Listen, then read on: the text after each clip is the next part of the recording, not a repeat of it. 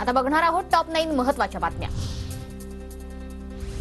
गुजरातचा 2000 metric ton पांढरा कांदा निर्यात होणार। केंद्र सरकारचा निर्णय। महाराष्ट्रातील कांद्याला निर्यातीस बंदी असल्यामुळे शेतकऱ्यांमध्ये मात्र रोष। देशातील अनेक भागात पुढील 24 तासात अवकाळी पावसाचा इशारा। उत्तर भारतासह मध्य महाराष्ट्र आणि विदर्भातही अवकाळी पावसाचा इशारा।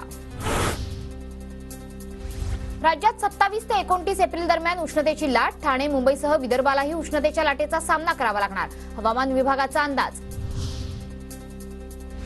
जलवाहिनी बदलण्याच्या कामामुळे मुंबईच्या आर दक्षिण आणि आर मध्य विभागाच्या काही परिसरांचा पाणी पुरवठा 2 मेच्या रात्री 10 वाजेपासून ते 3 मेच्या रात्री 10 पर्यंत बंद राहणार। नाशिकच्या मालेगावात स्वाईन फ्लूचा शिरकाव। स्वाईन फ्लूमुळे 2 रुग्णांचा मृत्यू। आरोग्य विभागाकडून नागरिकांना सतर्क राहण्याच्या सूचना। व्हॉट्सअप युजरची एन्क्रिप्शन तोडण्यास भाग पाडल्यास भारतात सेवा देणं बंद करू। दिल्ली उच्च न्यायालयात व्हॉट्सअपचा इशारा। केंद्राच्या नव्या आदेशानंतर कंपनीचा आक्रमक पवित्रा। तेजससह वंदे भारत एक्सप्रेसचे 10 जून पासूनचे आरक्षण अखेर सुरू। आयआरसीटीसीच्या वेबसाईटवर दोन्ही एक्सप्रेस रद्द झाल्याचा संदेश देण्यात आला।